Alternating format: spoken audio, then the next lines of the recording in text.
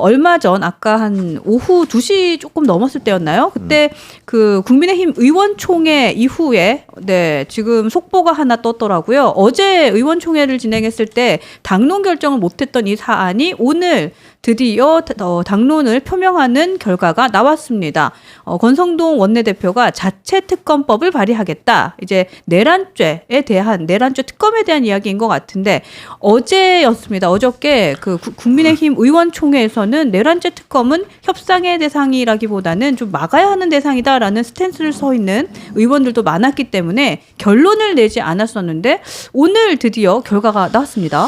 자, 이거 제가 좀 설명을 드릴게요. 이제 얼마 전에 나온 따끈따끈한 뉴스니까 우리 시청자 여러분들께서 그 내용을 좀 아셔야 될 필요가 있어요. 사실 지금 저희가 보기에 권성동이라든가 그다음에 권영세 비대위원장 원내대표 이 두 사람들이 굉장히 강성인 것 같잖아요. 그래 보여요. 네, 근데 사실은 그렇지도 않아요. 이 두 사람도 당내에서는 상당히 곤란한 입장에 처해 있어요. 왜냐하면 지금 아시다시피 뭐 굉장히 강성 우익 바람이 막 불고 있잖아요. 그러면서 저 용산 관저에 가 있는 태극기 부대 전광훈 지지하는 분들도 꽤 계시고 그러지만 이런 분들이 뭐라 그러냐면 권성동과 그다음에 권영세를 잘라내라. 잘라내라? 네. 아, 그래요? 네. 그런 그 뉴스 막 돌고 있어요. 그러니까 우리 이제 카드 뉴스 같은 게 있잖아요. 왜 도냐면 이 사람들은 주장하는 게 뭐냐면 야 무슨 윤석열 대통령이 특검을 왜 받아? 뭘 잘못했다고? 이런 주장이에요. 그러니까 지금 두 개로 움직이고 있잖아요. 하나는 헌법재판소에서 과연 대통령의 비상계엄 행위가 헌법에 부합하는 것이냐 아니면 탄핵 사유냐라는 게 하나가 진행되고 있고 또 다른 하나는 수사가 진행되고 있단 말이에요. 그렇죠. 예를 들면 경찰이라든가 그 군을 동원을 해서 국회 그다음에 중앙선관위 그리고 다른 쪽에 무슨 단전단소를 하려고 했다는 등 그다음에 실탄을 소지했다는 등 여러 가지 논란이 있으니까 이것은 내란죄가 이냐 아니냐를 놓고서 지금 수사가 두 개가 진행되고 있는데 이 특검은 이미 된 거고 간 거고 특검이 아니고 헌법재판소에 탄핵 심판은 가는 거고 하나는 이제 특검인데 이 특검은 뭐냐면요 경찰과 검찰 공수처 이런 데서 수사를 하면 어쨌거나 정부의 부처이기 때문에 못 믿겠다. 그러니까 여야가 합치해서 특검을 임명을 하자 이거예요. 만약에 이게 특검이 임명이 되게 되면 저쪽에서 수사하는 것들이 다 넘어오게 돼 있어요. 그러니까 최상목 그 대행은 야 지금 대통령실은 공수처 수사를 못 받겠다 이렇게 하고 있고 공수처에서는 무슨 소리야 우리 영장 발부 받았으니까 들어갈 거야 라고 하면서 충돌하고 있으니 빨리 특검을 만들어내서 이 특검에서 다 받아서 가서 소환을 하든지 뭘 하든지 이렇게 해라라는 입장인 거예요. 근데 지금 권성동이나 권영세 이 두 분은 사실은 오도 가도 못하게 된 게 못했던 입장이었던 게 그게 뭐 논리적으로 맞죠. 특검을 해야 되죠. 근데 강성 지지자들이 특검하면 가만 안 있을 거야. 니들 가만두지 않을 거야. 이런 식으로 공격을 하니까 입장이 굉장히 곤란했고 어저께 의총에서 결론을 못 내리고 의총에서는 뭐 예를 들면 조금 이따 얘기하겠지만 김상욱 의원을 쫓아내고 그다음에 친한계 의원들이 열받아서 같이 나가고 그런 상황이 있었잖아요. 있었어요. 그리고 놀랍게도 그 안에서는 뭐 박상우 의원이니 이런 분들은 무슨 계엄이 뭐가 잘못됐다고라는 식의 얘기를 했다고 이제 보도가 되고 있더라고요. 장동혁 의원조차도 심지어는 아니 그거 계엄이 잘못됐는지 여부도 논란이 있는 거 아니냐 이런 식으로 얘기를 했다는 보도가 있어서 저는 정말 굉장히 충격을 받았거든요. 충격적이네요. 그런데 그래서 어저께는 그 부분에 대해서 결론을 못 내렸는데 오늘 그 당 대표한테 일임한다라고 했더니 권영세 그다음에 권성동 지금은 뭐 비대위원장이 권영세 위원장이지만 권영세 위원장보다 오히려 권성동 원내대표가 모든 걸 주도하고 쥐고 흔드는 듯한 그런 모습인데 결론은 특검을 하겠다 이렇게 내려놓은 거예요. 근데 저는 이 특검에 대해서는 민주당이 지금 특검을 너무 무리하게 밀어붙이고 있거든요. 그런 면도 있죠. 왜냐하면 이 이름 자체가 하나는 계엄특검법이고 하나는 내란특검법이에요. 근데 민주당이 주장하는 게 내란특검법이고 그 지금 이제 국민의힘에서 내놓은 것은 계엄특검법인데 저는 계엄특검법이 맞다고 봐요. 왜냐하면 아시다시피 저는 비상계엄에 대해서 굉장히 맹렬하게 반대하는 사람이잖아요. 그럼에도 불구하고 비상계엄은 하나의 사실관계고 그것이 내란이냐 아니냐는 법률적 해석의 문제예요. 그러니까 이것이 그 판사 재판부에 의해서 내란이라는 것들이 확정이 되기 전까지는 내란이라는 표현을 쓰는 것은 정치적 공세거든요.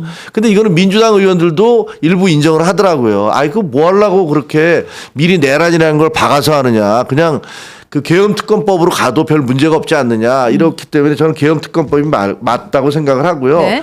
지금 민주당이 내놓은 내란특검법은 그 대법원장이 임명을 하도록 해서 그 이전에 자기들이 내놨던 그 민주당이 추천하는 특검이 그것이 아니다라는 면에서는 진일보한 거죠.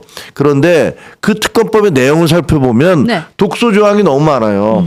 예를 들면 우크라이나에 참관단을 보내는 것도 조사 대상이고, 그 다음에 그 풍선에 대해서 원점 타격을 하겠다라는 것도 네. 그건 옛날부터 얘기를 했던 건데 그것도 외환죄가 아닌지 조사를 해야 된다. 뭐 이런 얘기들. 그리고 수사 범위를 무제한으로 확정할 수 있고 군사 기밀 시설 같은 것도 원하면은 다 압수수색을 해서 가져갈 수 있다. 이렇게 얘기를 하니까 네. 사실은 그거는 너무 우리나라 국가 체제를 뭐 민주당이 여태까지 그래왔듯이 나라가 어떻게 되든 이런 것들은 신경도 안 쓰고 무조건 이번 기회에 국민의힘과 보수를 박살내야겠다. 이런 식의 의도가 너무 보이기 때문에 그건 말이 안 되는 거예요. 속이 너무 보이고. 네, 그럼 마찬가지. 우리가 네. 만약에 저희가 한동훈 대표도나 저나 모두가 다 국민의힘 소속이잖아요. 우리 보수 정치인들인데 그걸 가지고 그런 식으로 공격을 하면 저희는 이거는 국가를 위해서 옳지 않다라는 그럼요. 입장인 것인 거죠. 네. 그리고 이제 합참의장이 오늘 국회에 나와서 얘기를 하면서 그런 얘기를 했잖아요. 우리는 사실 북풍은 없었습니다라고 주장을 해요. 저는 그 말이 맞기를 원해요. 그래야죠. 맞기를 원하고 그래야죠. 그리고 우리가 국가 안보에 있어서는 여나 야가 이 좀 조심을 해줘야 돼요. 외교 안보적인 문제는 사실은 우리가 북한과 대치하고 있는 이런 상황이기 때문에 이 부분을 그 무작정 다 공격의 대상으로 삼는 거는 저는 옳지 않다고 봐요. 그럼요. 지금 어쨌든 한국은 지금 분단 국가예요. 네. 지금 대치하고 있는 나라입니다. 근데 네. 참 지금 그 눈앞에 이익만 두고 진짜 우리나라의 국익이나 보안 이러한 것들 전혀 고려하지 않는 것 같아서 너무 걱정됩니다. 맞아요. 네. 그래서 일단은 이쪽에서 계엄특검법을 이제 우리 쪽에서도 국민의힘에서도 발의한다 그러니까 이거를 애진작에 했어야 돼요. 벌써 한 달이 넘었지 않습니까? 네. 한 달이 넘게 대한민국은 거의 무정부 상태 같은 일들이 벌어지고 있어요. 이 일은 대통령이 본인이 직접 출두를 하겠다. 그리고 헌법재판소에도 출석을 하고 그다음에 수사기관에도 당당하게 나오겠다라고 얘기하셨는데 그걸 하나도 안 하고 계시잖아요.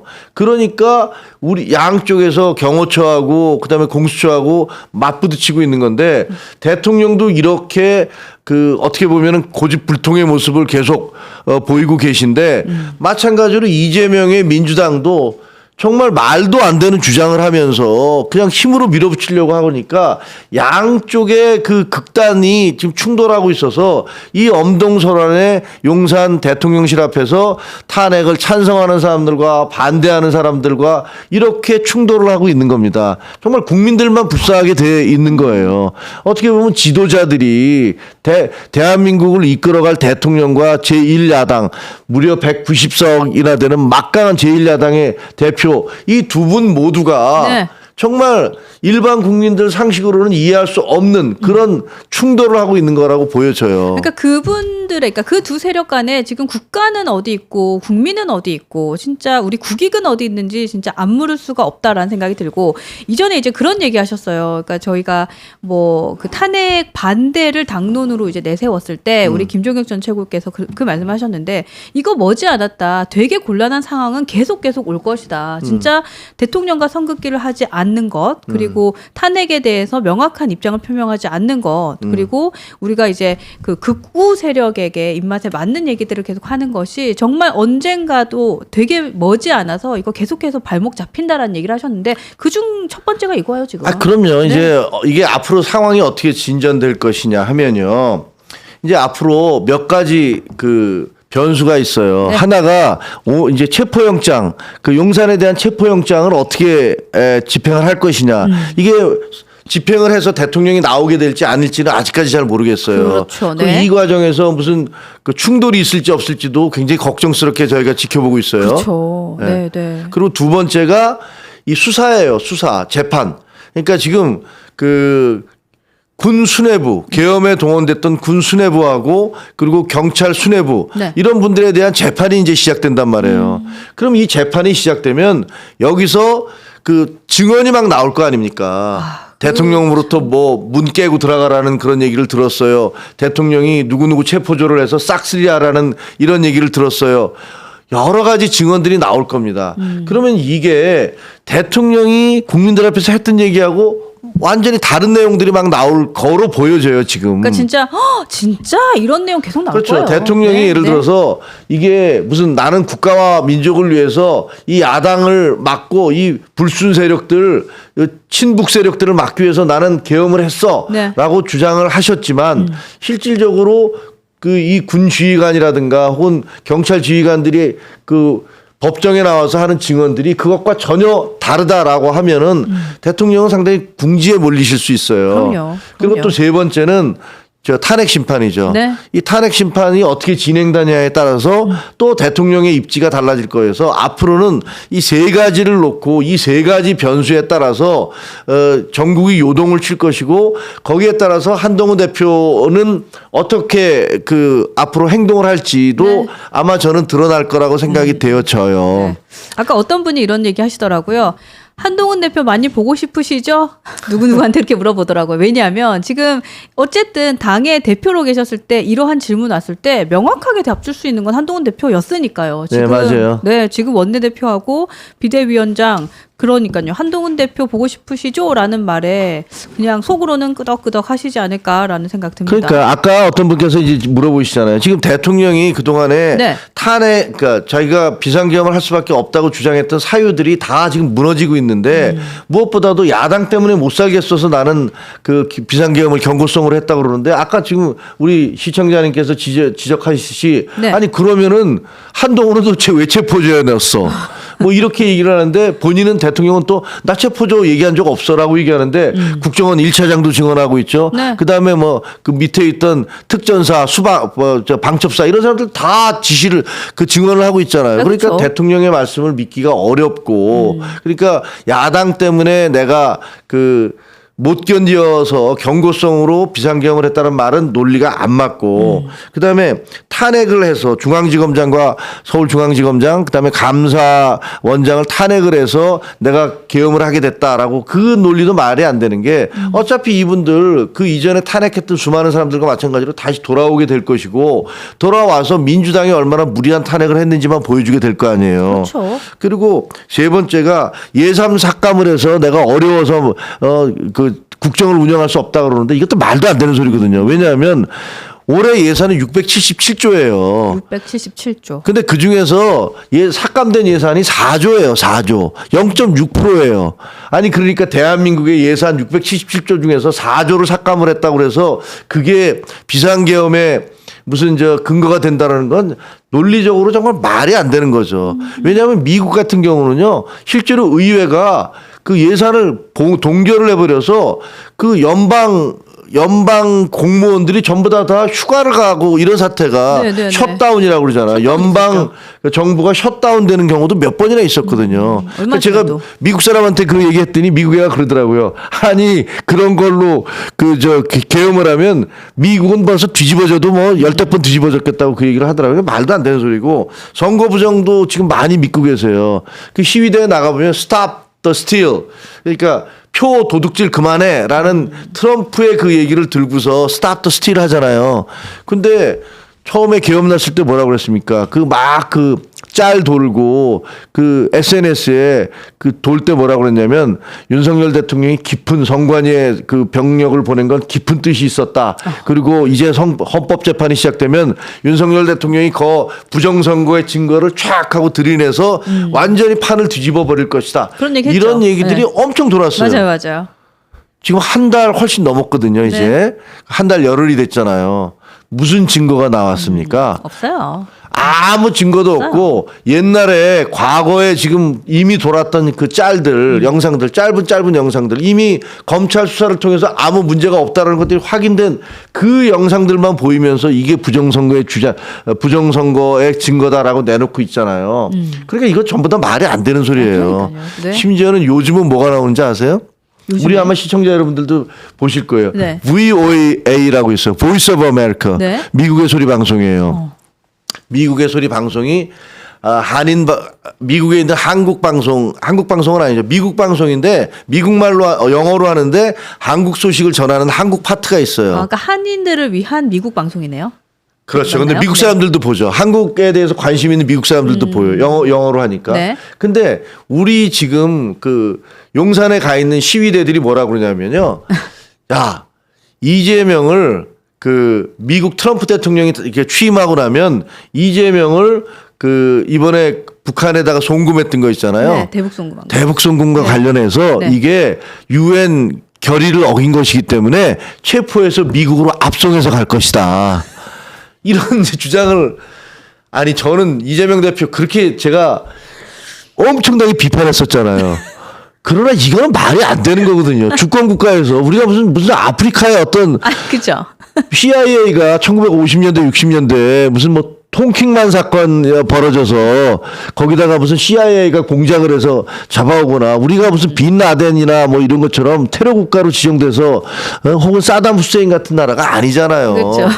여기다가 무슨 끌고 가서 트럼프 대통령이 뭘 처리해 주겠다고 얘기하는 것은 진짜 망상이거든요. 망상이고 그거는 우리나라의 국격이라든가 우리나라의 자존심을 완전히 바닥에다 쳐박는 얘기잖아요. 그럼요. 아니 우리가 조공 국가입니까? 저는 미국 특파원도 했고 친미에 가까운 사람이지만 그렇다고 해서 미국한테 우리 주권을 갖다 다 넘긴다는 것도 말이 안 되는 얘기고. 그렇죠. 지금 대한민국인데. 그리고 보이스 오브 아메리카에 나오는 얘기들을 제가 이렇게 도는 얘기들 있잖아요. 유튜버들 그 소위 말하는 그쪽에 강성 유튜버들이 네. 그 나오는 그 짤 같은 거. 제임스 제프리라든가 또 무슨 크라닌이라든가 이런 사람들이 나온 얘기를 야, 이 사람들이 이렇게 얘기해서 미국이 트럼프가 드디어 윤석열 대통령 표현을 들었다라고 이런 식의 그 자막들을 막 내보내요. 그래서 제가 보이스 오브 아메리카에 들어가서 다 들었거든요. 네. 새빨간 거짓말이더라고요. 말도 안 되는 소리를 하고 앉아 있는 거야. 그게 아이고. 참. 아무리 미국은 물론 트럼프 대통령은 예측하기가 좀 어려운 분이에요. 그리고 본인도 미 의회에다가 자기 지지자들이 난입하는 것을 그냥 묵과했잖아요. 네, 네. 그래서 비난도 엄청 받았어요. 재판도 받고 있고. 그런데 미국은 계엄령이라는 걸 내본 적이 없는 나라예요. 계엄령이라는 건 정말로 후진국 그리고 거의 군사구태타가 일상화된 나라들 이런 나라들에서 전쟁 날 때나 내리는 것이지. 그러니까요. 그러니까 네. 그런 걸 가지고서 트럼프가 어떤 우리 헌법재판소에 재판을 하고 있는데 윤석열 대통령에 대해서 이렇게 저렇게 개입을 한다라는 것은 그야말로 한미 관계에 대해서도 전혀 잘 모르고 있고 미국 정치가 어떻게 돌아가는 것인지도 아무것도 모르는 분들이 하는 얘기예요. 설사 네. 트럼프 대통령이 딱 들어서서 야 그거 말이야 그럴 수도 있는 거 아니야 뭐 이렇게 얘기할 수도 있어요. 예를 들면 네. 왜냐하면 김정은하고도 그렇게 얘기한 사람이니까. 그러나 그렇다고 그래서 미국의 시스템이 거기 따라서 움직이지는 않아요. 그럼요. 네, 그렇게 그럼요. 움직일 수가 없는 거예요. 그렇지. 여러분들도 계속 이제 주시는데, 그러니까 그 극우들이 왜 성조기를 흔드는지는 모르겠다. 뭐 이런 얘기도 계속 하고 계시고, 또 미국은 어쨌든 트럼프 대통령도 사실 관심은 없을 걸, 뭐 이런 글도 계속해서 주시고. 그렇죠. 네, 미국은요. 트럼프 대통령은 그때 그 VOA에 나온 미국 패널이 그렇게 얘기해요. 이 사람 대사 출신인데 네? 트럼프 대통령은 골치 아픈 게 제일 싫다. 어. 국내 문제도 아닌데 다른 나라에선 자기를 골치 아프게 하는 게 너무 싫다. 이런 얘기를 하더라고요. 좋습니다. 그러니까 여러분들 어쨌든 계속해서 창피하다, 부끄럽다 이런 걸 계속해서 주고 계시는데, 뭐 어쨌든 그 역시도 참 총극이죠, 총극. 네. 네, 맞습니다. 근데 지금 아이고. 제가 보니까 네. 우리 이제 이 시청자분들은 상당히 냉정하고 객관적이신 것 같아요. 아이, 그럼요. 네, 맞아요. 그러니까 네. 저 분명히 우리는 그 한미 그 동맹에 대해서 아주 강력하게 한미 동맹을 뭐랄까 지지하고 네. 그다음에 한미 동맹을 오히려 더 강화해야 된다고 생각을 하고 근데 문재인 정부 때 저도 맹렬하게 그 예를 들면 우리 합동 군사 훈련하는 거 막 안 하려고 질질 끌고 중국에다가 무슨 조공국가처럼 그렇게 굽실거리고 북한에 대해서 뭐 백두산에 올라가서 만세 부르면서 대한민국에 무슨 마치 평화가 온 것처럼 이렇게 얘기하는 거 다 공격을 했습니다. 그러나 그거는 그대로 하는 거지만 네. 그렇다고 그래서 성조기 들고 우리 시위를 하는데 대한민국의 내정과 관련해서 시위를 하는데 성조기를 들고 나가서 막 이러는 거는 저는 좀 이상하다고 봐요. 아까 어떤 분 영님께서 미국의 53번째 주라고 해달라 해라 뭐 이런 것까지 주시네요.